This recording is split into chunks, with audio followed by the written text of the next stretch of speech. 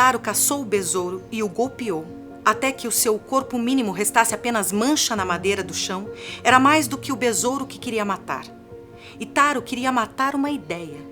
Demorava depois a observar a cor tênue do bicho desfeito, ponderando artes de adivinhação para cuidar de um futuro qualquer. O artesão considerava as cores imiscuídas nas rugas da madeira e mantinha-se aflito. Recusava-se a falar. Esperava.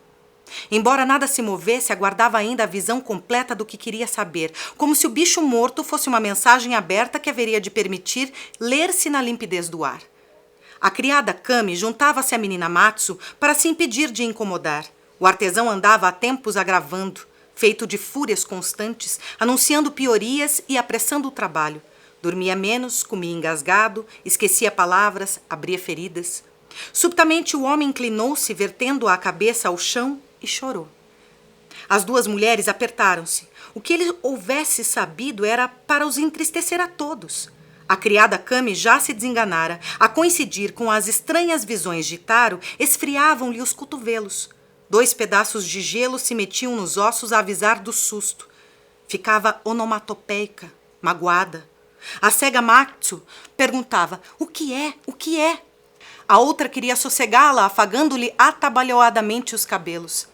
O artesão cobria notícias do futuro havia muito, usando absurdamente o exato instante da morte dos bichos.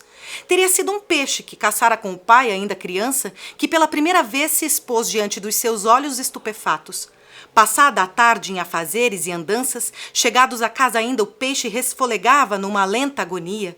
E o rapaz pediu licença para o arranjar. Vira muitas vezes o golpe inicial, o ritual educado da mãe e da criada, pelo que saberia bem transformar a sua pescaria na refeição grata da família.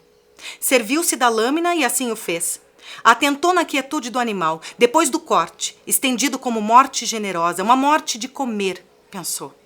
E a pensar assim, se lhe turvavam os olhos, como julgou inicialmente que fosse pela claridade. Pestanejou, desviou-se da luz, voltou a encarar o peixe aberto e repensou. Uma morte de comer.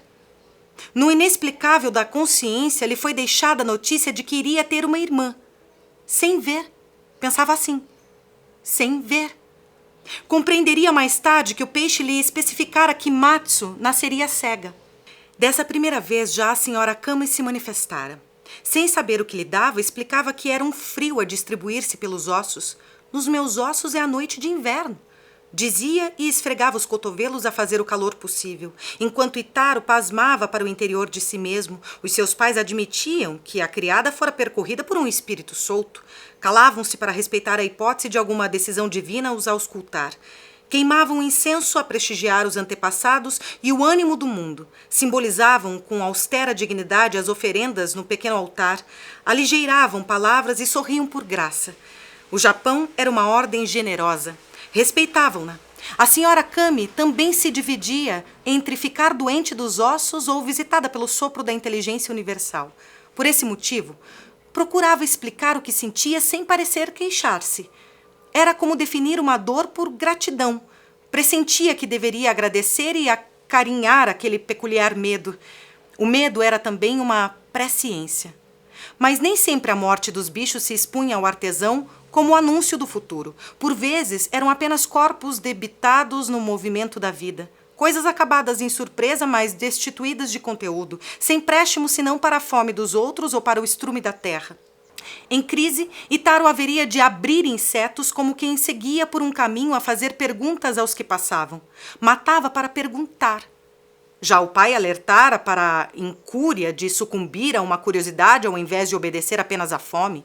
Dizia-lhe que eles mesmos, mortos, se tornariam revelações profundas, absolutas aos seus próprios espíritos, e talvez a euforia com a leitura da morte o levasse ao suicídio.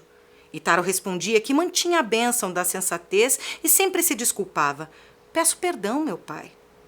Mas o pai mantinha uma zanga nos olhos para gerir a moral deslumbrada do filho. Nesse primeiro dia, Itaro perguntou: é verdade que vou ter uma irmã? O homem respondeu: faremos pedidos que seja um menino. Assim lhe confirmou a alegria de esperarem um segundo filho. Itaro alegrou-se também. Ponderaria para sempre, de todo modo, acerca do que noticiaria o seu corpo morto. Se houvesse de se matar, que adivinhação guardaria o seu corpo ao espanto do espírito atirado à liberdade? Perguntava-se. Ergueu a cabeça, limpou as lágrimas e mandou que regressassem à normalidade. A criada hesitou a perguntar o que lhe fora revelado, apenas disse: Senhor? E o artesão confirmou que estaria para chegar o velho sábio, mas valia nada enquanto visão. A pequena comunidade fora avisada com formalidades importantes de que a casa nova, tão ali ao pé, haveria de ocupar-se por um grande homem, um velho que seria como ouro humano para o centro das fraquezas morais daquelas pobres gentes. A criada Cami respondeu: obrigada. E sabia, pela noite de inverno nos ossos, que a morte do besouro contara ao patrão algo muito mais terrível do que a presença já prometida de um homem perfeito entre os fracos aldeões. Varreu da madeira o pó a sobrar do besouro. A senhora Cami, solene, escondia o gesto de Itaro para que nada nas evidências se prolongasse pela morte. A vassoura era-lhe o do corpo. Inquieta, passaria o tempo a varrer em redor da casa, igual a querer ordenar o granulado infinito da própria terra. Acalmava com o gesto físico. O medo era-lhe uma energia que precisava de despender. A criada sem visões media apenas o tamanho do azar. Sabia que viria um azar grande.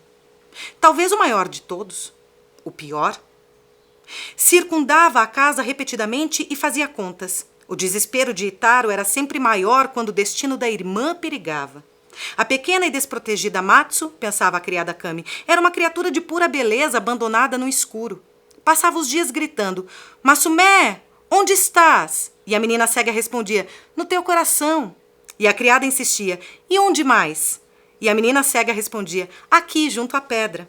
Que era o mesmo que dizer que estava em preces. Estava sempre em preces, porque era o mais corajoso que tinha para fazer. A criada, como Itaro, sabia que Matsu explicava aos deuses a vida na mais terna honestidade. De qualquer maneira, a jovem cega honrava sua família e toda a piedade que a oferiam havia de ser, sobretudo, por graça dela. Ajoelhada no humilde altar, a cega passava entre dedos os grãos de sal, acariciava o sal, julgavam os outros que lhe vigiava a secura e a adequação à missão de oferenda. Mas a menina imaginava, sobretudo, que sossegava o corpo do mundo.